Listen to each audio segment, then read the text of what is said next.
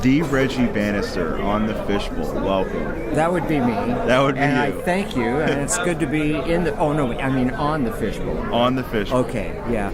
I swim very well though. I really do. So I can be that's in my the line. fishbowl. Oh, okay, I got it. What I usually like to ask my guests is, first two questions I should say are, what are some of your favorite films and what got you interested in film? Well, okay, I've been interested, I'll go backwards. I've been interested in film since I was a little kid. Film, entertainment really. I'm an actor and a musician. I've always loved singing. And I started singing at a very early age. There's a story, I won't get totally into it, but there was a celebrity appearing at a store opening when I was 3, and his name was Walkin' Charlie Aldrich. He had a TV show. He dressed like a cowboy. Anyway, he was there, and I was standing there watching him. He was doing his shtick, for the audience that was in the store at the opening.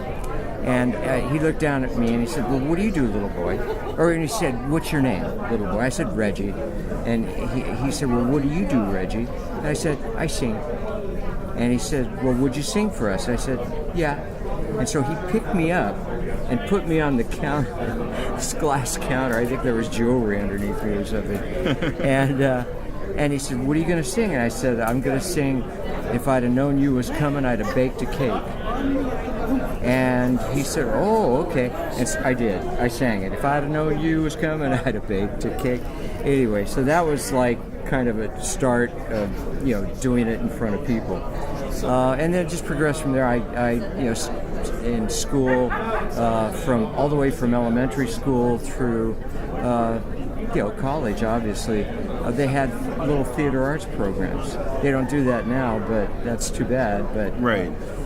But they did then, and the result was I just kind of never stopped from that day in the store with Walkin' Charlie Aldrich. Awesome. Yeah. And what are some of your favorite films? Favorite films. Well, in terms, there's a broad spectrum. When I saw It's a Wonderful Life, that was like, that just smacked me, and of course that always happened around Christmas and stuff. But then on the darker side of it, when I saw Invasion of the Body Snatchers, that really nailed me. That's such a great film because it's so inside, Right. It's like some sort of entity is taking people over, Right.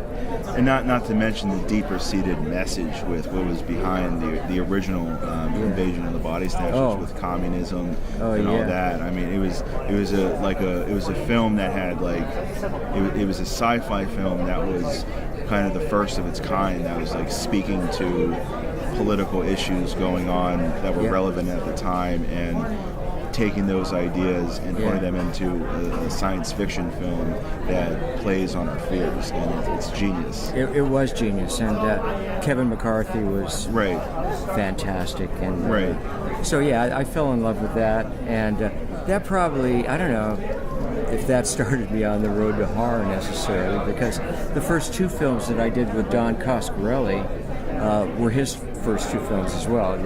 He had seen me do something, play at Long Beach City College in California, and he just happened to be in the audience, and he liked my performances, and because there was 4 one-act plays or 5, I can't remember, and there was one where I played a gay guy, and I answer this advertisement for a roommate, and I go to this guy's house, and I end up it's a comedy, obviously, and I end up prancing around in pink panties on the stage. Well, somehow Don liked that.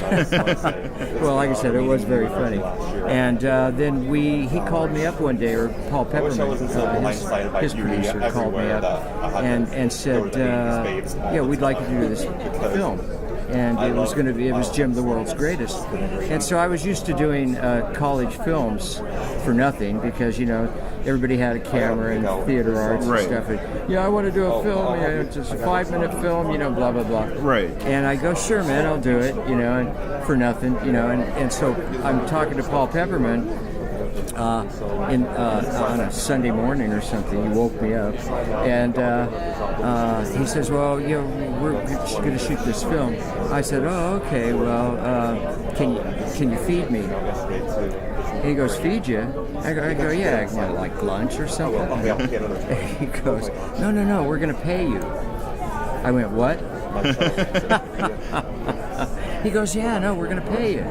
I go, well, where do I have to go? He goes, "Don't worry about it. We'll pick you up."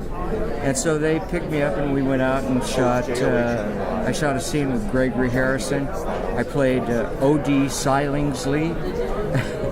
I was a hang glider pilot, and he was a great, crazy character. And Don let me pretty much jam him out, and fill him out, like he always does. Right. And so that was my first film with Don. My second film was Kenny and Company with Michael Baldwin. I played his teacher. And then the third one was fantastic. I just graduated last year from Point Park here in Pittsburgh for screenwriting. Oh, wow, great. And, congratulations. Thank you so much. And my senior thesis project was a script called Skinwalker. And I can't tell you how much of The Tall Man was an influence for my antagonist. The dialogue just, is a tribute to the Phantasm movies and just reimagined with a much, darker antagonist that is there just to wreak havoc, and the Phantasm movies have just been a huge influence on my writing. Don's writing, directing style, I love those films so much, and I'm happy to say that I pre-ordered the special box set that they're coming out with on Blu-ray with all 5. Good. And I saw Phantasm Ravager, and I have to say I loved it. I loved it. It was like the Phantasm movie that I was waiting for a long time, like Phantasm on a big budget, and that scene, not to ruin anything, but the scene where the giant, sphere just laser dusts the skyscraper. I mean, that scene was ridiculous, and I just love seeing a Phantasm movie that we've all been waiting for. And I also like how it ended, where it was on like a bad note. It was like everything that the characters have gone through in a series leading up to the 5th film was all leading up to this apocalypse, that they can't stop, they're just a part of. Yeah, it's a heavy film. Yeah. It really is. And I have to agree with you. It's I think the heaviest film of all of them.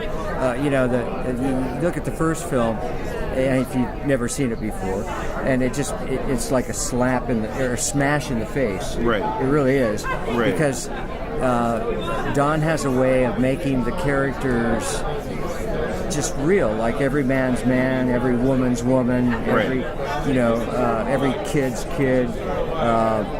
It's amazing stuff. And so no matter who you are, you find a character that you can really just buy into and become one with, or maybe more than one. Right. And so in that way, it's such a great series, because then once you're in there and you're one of those people, your world becomes phantasm around you, Right. And you see that anything is possible, everything is possible. Reality could change just like that. Right. And I think today, this era right now, is a pretty good example. Yeah, definitely. Of that, because the world has changed just like that. Right. I won't get into it exactly, Right. but I think people that hear this will know what I mean. I am one of them. So, you know, I've seen it. I mean, I'm an 80s kid. You know, Yeah. I was born in 88. It's at the tail end, but I'm still an 80s kid. Yeah. And I like to think that I was born in the perfect part of the 80s because, you know, you were there to rewatch all the awesome stuff that came out in the 80s up until 88, and then you're there to grow up with the 90s and everything that has to offer. And you know, my dad got me, you know, started on horror and sci-fi. It all started when he showed me my first R-rated movie at 5 years old, which was Total Recall, and I haven't looked back. And you know, like all the movies that he showed me, I wouldn't be doing this if it wasn't for my dad, you know, getting me into it. And you know, all the films that he felt was like necessary to teach me, you know, about this stuff called horror and science fiction and action, you know, drama, all of it, you know. Like I had to absorb as much of it as I could because, you know, there's something about movies, whether it be horror movies, sci-fi movies, action movies, drama movies, there's something about the entertainment of film that just draws, you know, an audience participant in and takes them on a ride for an hour and a half to 2.5 hours that lets them escape from the like reality that we're in now and into a world that is limitless. It really is. I have to. You were verging on saying it's educational, Right? And I would have to agree with you on that absolutely, because it allows a person to see things that they wouldn't ordinarily be able to experience, and if it's really good, they experience it like they're involved in it, like they're in it, like it's happening to them, and they take it away with them, and they tuck it in their gourd, you know, their brain, and it becomes, you know, they can draw from these different personality traits that they get when they see it on screen, working itself out through a character. And that's what theater is really all about, man. That's what Shakespeare, that's what he did. Right. You watch King Lear, you know, on Right. stage, or any of Shakespeare's stuff, and that's exactly what he did. And that's what actors want to do, that's what they should want to do, is become this character that they're not, but they draw from the sphere of humanity. Right. Because it's all up there. Right. There's nothing new under the sun. Remember that Right, one? right. And all you got to do is locate it and get into it and just take it on, like put it on like a mask or a mantle, and go do it. Go up on stage, go in front of a camera, do it. Right. As a screenwriter, just write. Just keep writing. Absolutely. You know, as a director, just keep making movies. You know, just keep doing it. Just find your niche in the entertainment industry and just relentlessly pursue it. I find the spiritual in the farthest out places, like Nike commercials when they came out with "Just Do It." Right. Oh man, I was so glad they did that because I still go, just do it, man. Right. Do it, girl. People tell me, I talk to a lot of people at the shows and stuff, which is one of the reasons why I do it, and because it's just a sea of humanity, as you know. Right. And so I see everybody. I see all the personalities. I see them all, and I take them in as an actor. Oh my God, I can just put them on, you know? Right. And like I was saying, you know, even when I was back in college, I'm prancing around on the stage in the pink panties, you know? And it was great. What happened with that? Oh, I started making movies. Right. So, yeah, it's, life is an experience. You just need to go out and experience it. Get out and do it. That's basically it. Awesome. Well, I have one last question that I'm dying to know. Don't die. I'll save you, I promise. All right. And I know my fans are very anxious to know as well. Where did the 4-barrel shotgun come from? There was... This shuttle has to be 7 inches. Okay, this is the last question. Okay, I'm sorry. That's all right. We are at a show. Okay, 4-barrel shotgun.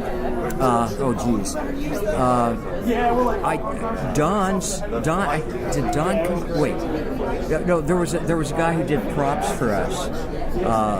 He had done it in 4-barrel was made in two.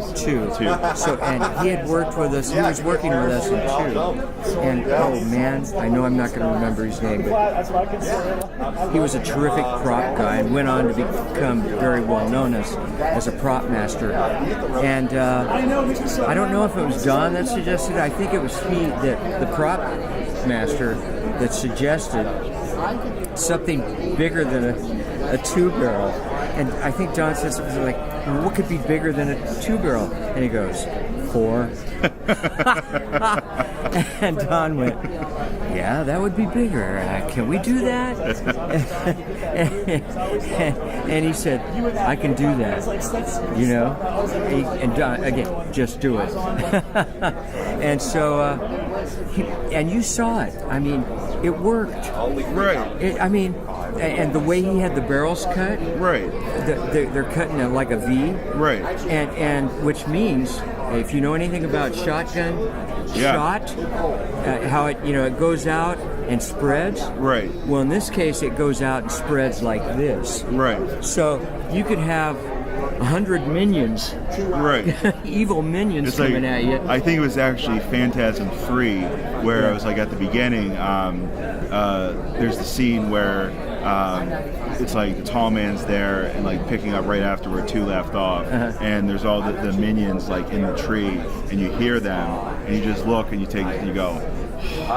Take the shotgun and just fire, and like they all just drop, like dead birds. It's like that scene is always like, that's why I love Don. It's like very imaginative with in a certain style of execution with how he wanted those scenes to be shot. He can always find the comedy in the heaviest reality, right? Because sometimes horrible things are funny to watch. Right. Right. And on the subject of the 4-barrel shotgun, I just recently went to see Resident Evil, the last Resident Evil film, and it's interesting to see how traits are reimagined. Mila Jovovich's character in that film has a sawed-off 3-barrel shotgun, which they obviously took the idea from Phantasm. And it was just great to see like stuff like that reimagined, and updated for new horror. That's what creativeness is all about. Right. You see something that turns you on, you're impressed with it, and then you find yourself in a situation where you're trying to come up with neat ideas for something, a film or whatever, even a haunted house or whatever, and you build, all of a sudden you build something new. And that shotgun is great, man. The way it breaks open, it's got the double triggers, you can fire 2 at a time, or you can fire both at the same time, and the flames that come out the end are incredible. What a great weapon. And I also just have to say this: I'm working on a screenplay that's working title is Hell on Wheels, and it's basically going to be a tribute to all of the horror movies and movies in general with muscle cars, and I'm specifically using the Plymouth Hemi Cuda as a signature car in the film. What a great car! It's just going to be a tribute to all the classics with muscle cars. Well, and I love. Hold on, just a second. Sure. Okay. Yeah, and of course, what's really cool is I don't know. You watch Supernatural? It's one of my favorite. Oh, it's one of my TVs. favorite shows. And it's such a. Do they borrow from Phantasm? I just oh yeah. And do they have a muscle car? Why, yes, they do. Right. That Malibu that's just, Right. And I had a Chevy Malibu 65, I think. And it was badass. And but listen, man, it was sure nice talking to you. It's been a pleasure. Reggie, thank you for coming to swim in the bowl with me. Swim in the bowl.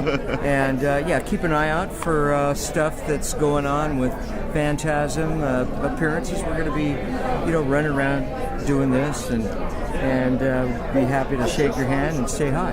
Awesome. Reggie, thank you so much. Thank you. Pleasure man. talking with you. Thank you.